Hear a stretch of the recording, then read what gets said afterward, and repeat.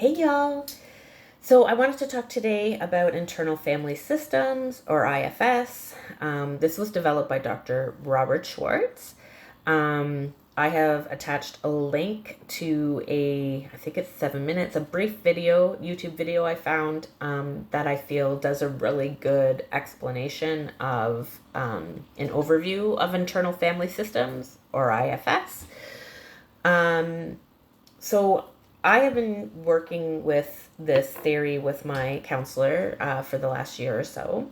And I really enjoy the idea of looking at the different aspects of myself as parts or pieces of a whole.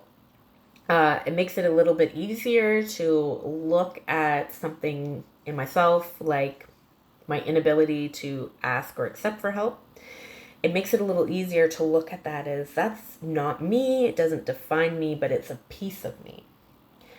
So what I've been doing with Christina is I have been working to connect with these various pieces or versions of myself. Some of them are some very traumatized, different ages of Pam.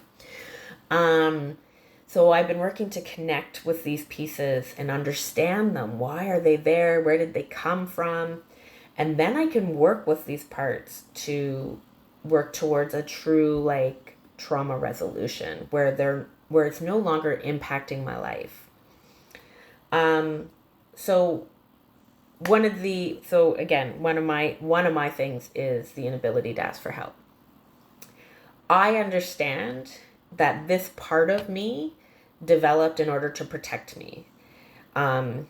It was essentially a functional response to the dysfunctional situation that I was growing up in.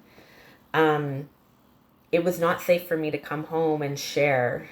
There wasn't that emotional safety in my home where I could come home and receive emotional support about what may have been going on in my life.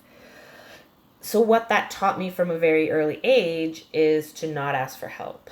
That A, nobody was going to help me. B, asking for help could lead to me being shamed or just flat out ignored. So I learned that in order to resolve anything, that I could only rely on myself. And that was great, and that worked well for me in my childhood, but as an adult, it's caused some pretty big issues. Not big issues, but it's still something that causes issues in my life, and it's one of the things that I would like to change. So working with internal family systems, I'm trying to love that part of myself with compassion. And when I find myself in a situation where I'm needing help and I cannot ask, I now can have this conversation with that piece of me and say, okay, yes, when you were a kid, when you asked for help, it didn't work out. But today, as an adult, you have so many wonderful people in your life and I could name 10 people off the top of my head that would raise their hands to help me in a moment's notice. So it's about, in those moments, compassionately loving myself and saying, hey, hold on here. What is this truly about? And then being able to reason and be able to move forward. Now, it's not perfect. It takes time. I still definitely have a difficult time asking for help, but I'm able to recognize what that is. That is a trauma response inside of me that I don't want to have anymore. I don't need it anymore. So now I can work on healing it. So I just wanted to share about internal family systems because I think it's a great tool or a great theory for anybody that's looking to do some inner work. So I encourage you to check it out if you're interested, and I thank you all for watching.